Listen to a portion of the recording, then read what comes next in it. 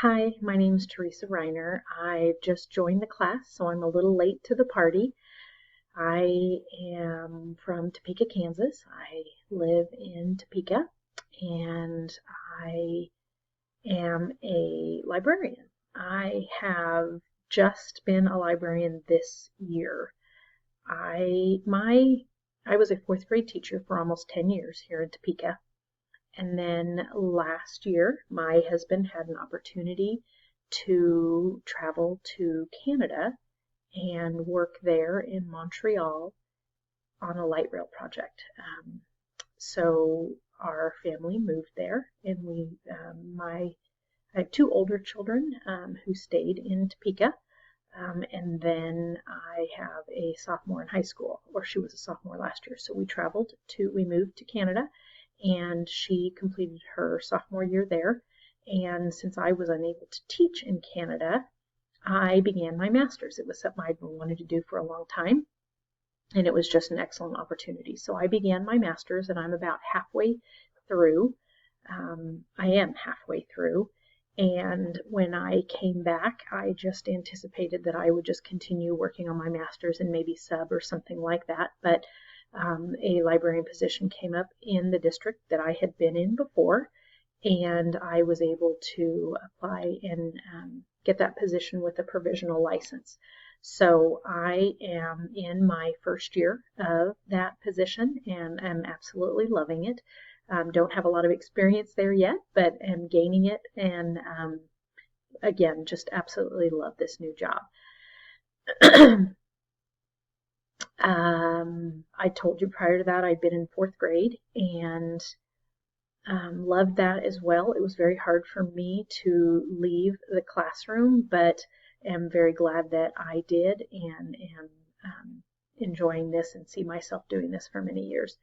A goal of mine is just to become more knowledgeable in my new position. I have a lot to learn. I have a big, steep learning curve, so just learning it and being better at what I'm doing.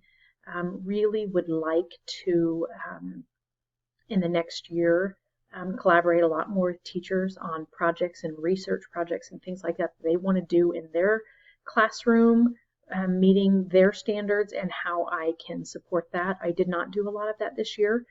Just kind of did the bare minimum of what I needed to do as I kind of learned everything, but I'm really looking forward to doing more of that next year. So that's a big goal for me. Master's before was just this dream of what I wanted to do because this was a position I was interested in, but I just couldn't see myself taking on even more as a classroom teacher. And so I just kind of held off. But with the Canada thing, it was just a great opportunity. And now, of course, because I had that provisional license, it's about completing the classes now. So that's really where I'm headed.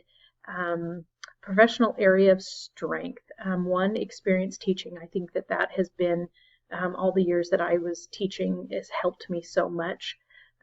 So that's part of it. And then just, I'm very easygoing. I'm very go with the flow. I don't get very rattled about stuff. So that I think is a strength. I kind of can think while I'm doing something, and just if it changes, I can just kind of change with it. So I definitely think that's a strength of mine. An area to improve is just the knowledge that I need to have in my new position.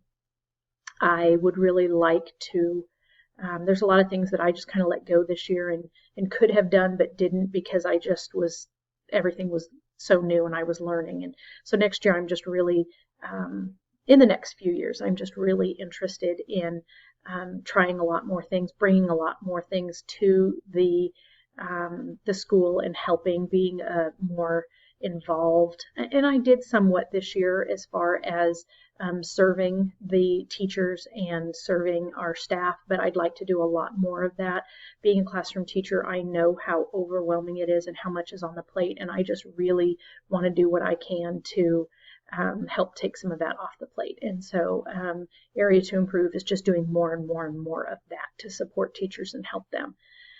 Instructional technology is, well, as I listen to a lot of my peers on the videos, talk about their definition of instructional technology. A lot of them were saying about how much that had changed in the last 10 years and 5 years. And now I'd say in the last week, a lot of that has changed with where we are with COVID-19. So I think that now before it was using technology to teach, and now we don't teach without it because it's all remote. So I think it's everything about instruction now. But in the past, I would say that a lot of people use technology that they just taught the way that they had always taught, and then they use technology as a way to respond or for some students to do then after the instruction had already happened. And I believe that it should be something in how we teach, and we should use technology in our instruction. It should be part of the instruction.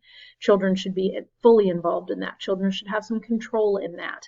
And so that's kind of what I think of as instructional technology. And I, especially as a librarian in my position, I believe that it is my responsibility to not only teach children about technology, but the appropriate ways to use it. I believe that that's a big part of what I should be doing.